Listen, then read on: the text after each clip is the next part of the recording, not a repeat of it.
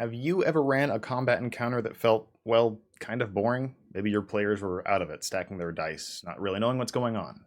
What if I told you that you can turn any encounter, no matter how small, into something epic, cinematic, and maybe even unforgettable? Welcome to the GM Philosopher. My name is Blake the Beholder, and today is the first episode of The Rule of Cool.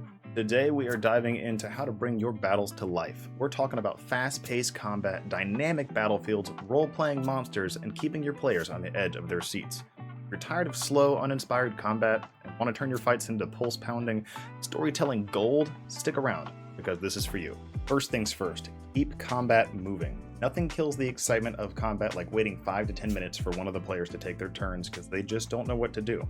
One of the best ways to keep combat exciting is speed. When players take too long to take their turns, it destroys the energy at the table. To fix this, I've introduced a timer. I personally use this little kitchen timer I picked up at the local grocery store. I set it to 2 minutes, and I drop it in front of my players, and they know what to do. Now, this doesn't mean you should rush your new players. Instead, let them know ahead of time that combat does take a while, and as they get better at the game, introduce the timer eventually. Maybe start it at 5 minutes for each of them. They'll get the hint eventually. If you want to make it more fun, you can tie the timer into the world. Maybe an explosion will go off in 5 to 10 minutes, or every round, after a minute, a lightning strike will hit the battlefield, maybe possibly hurting your players. Or just say, hey, if you don't take your turn quick enough, then the enemies get an advantage. And with just that little bit of pressure, you can keep the combat flowing. Now, I also personally use initiative trackers at my table. I like to stick them on my DM screen so my players can see who's going up next. And I took a little note from Critical Role when Matt yells, hey, you're on deck. That really does help the next player figure out their turn before they go. Step 2, add music. Never underestimate the power of good music. Plus, it's such a simple thing to do. Grab a tiny speaker and just set it up in the room and play that crazy angelic chorus in the background when you summon your boss. Now, you can also use like little mini effects off of little apps like Sirenscape for like sword clashes, monster roars, or spell explosions. Or if you're a really good actor, you can do it yourself. A great soundtrack makes combat feel dramatic and immersive. Step number 3 is a doozy. Roleplay your monsters. Make them feel real. Your monsters aren't just stat blocks. They're living, breathing creatures with instincts and personalities. A goblin fights very differently than a dragon. A goblin fears for its life. It might flee or make traps for the players. While the dragon is, on the other hand, huge and monstrous and arrogant and ready to stomp your players out. Also, don't just describe the damage. Describe the pain. When you slash into something and it hurts, let them know it hurts. Let your players know that your enemy is in pain. Also, if it's something deeper, say a troll. Say you slashed a troll in the chest. As its skin starts to regenerate, let it laugh maniacally, letting the players know they are in danger.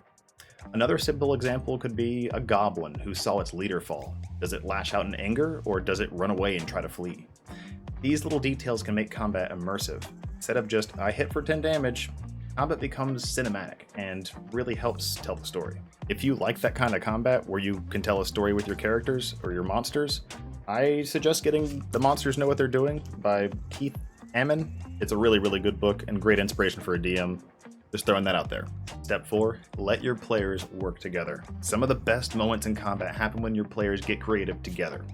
Encourage their teamwork. If a player has an idea that isn't in the rules, like a rogue using the fighter's shield as a sled to slide into combat to deal extra damage, let them try it. Give them a skill check.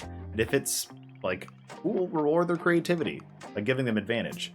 You can also toss out some inspiration to those players who are getting creative, and maybe the others around will learn from that. Something you can also introduce to your games is combo moves. Let's say the wizard sets the battlefield ablaze, and the druid uses a wind spell to push the flames at the enemies. That's really, really cool, and that's really effective, but let your players actually do it. Give them advantage on it at least, so they can actually be inspired for the next time they try something. Whatever you do, don't punish your players for trying out something cool. If they fail, sure, they fail, but maybe give them inspiration to use for later, or advantage on the next thing they want to do. It'll really help reward them and let them know that they did something cool, and they'll try it again next time.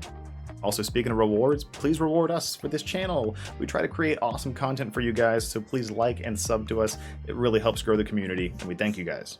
Step 5, change up the battlefield. A flat, boring, empty battlefield is a wasted opportunity. Think about the environment. Instead of a boring open space, add obstacles, moving parts, or even danger. Maybe the fight takes place in a room filling up with water, creating urgency, where your players will drown.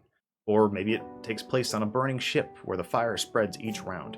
These elements force players to think beyond just hitting things. They must adapt, making the battlefield feel alive.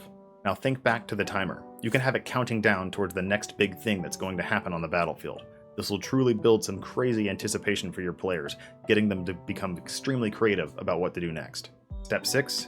Give enemies unique abilities. Not every enemy needs to just swing a sword. Make them interesting. Even a low-level monster can feel unique. Instead of just letting it attack, give it something special. A skeleton that reassembles itself if not finished off with a high roll or radiant damage. A bandit that can disarm a player's weapon. Or a fire elemental that ignites the ground with every step. These small details can make enemies feel fresh and combat way more engaging. Another big thing, use legendary actions for your bosses. Nothing is more frustrating than waiting 10 minutes for your turn and the other player just killed the boss in one hit. That's pretty unpleasant. For big bosses, use the legendary actions, extra moves they can take between players' turns. This keeps the boss dangerous and present throughout the round. Also, don't forget to use status effects to shake things up. Combat gets way more interesting when players face a real challenge just beyond losing HP. Spells like Hold Person, Blindness, or Fear can really change a fight. Imagine the barbarian can't move because of Hold Person, or the rogue drops their weapon due to being disarmed. The wizard panics and runs due to fear. These force players to think on their feet, making combat way more intense. Step 7. Add objectives to your combat. Combat shouldn't just be kill everything. Give your players something to do other than just swing their sword. Introduce dynamic options like stopping a ritual before it completes, or protecting the NPC from being taken hostage, or even worse, killed. Some of the best moments I've had in my games is when the NPC was in danger and my players wanted to save his life. Unfortunately in my game they failed, but it created a memorable moment. We'll never forget that. These keep combat interesting and prevent fights from feeling like a grind. Make sure to add them to your game. Step 8, another simple one, let your enemies flee or surrender. Not every fight needs to end in death. Now, when an enemy knows they're outmatched, they might want to flee or regroup, or they'll offer gold, information, or a magical item the players need to continue their quest. This gives players choices just beyond fighting and makes the world feel more real. Remember, you want your monsters to feel alive, so roleplay them like they are. Step 9, describe combat with cinematic flair.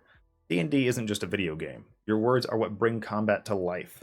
So instead of just, hey, you hit for 10 damage, say, your axe slams into the side of the ogre, splitting his flesh and sending it stumbling backwards. Or, the arrow pierces the bandit's leg and he lets out a scream cursing your name. This makes combat feel visceral, and players will remember the epic moments they have during fights.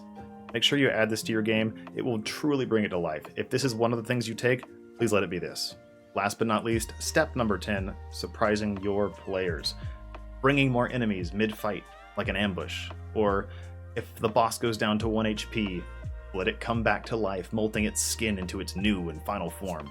Or maybe the storm swirling overhead suddenly starts to let out a downpour as it becomes slippery on the battlefield, and even shocking players with lightning. Whatever it be, surprises like these can really amp up your games and leave your players excited for the next encounter. Well, that's it for today, my friends. Thank you for checking out the channel. If you like videos like these, please don't forget to subscribe. And also, we have a ton more for you, so check out what the channel has to offer. Once again, I'm Blake the Beholder, and I will see you next time.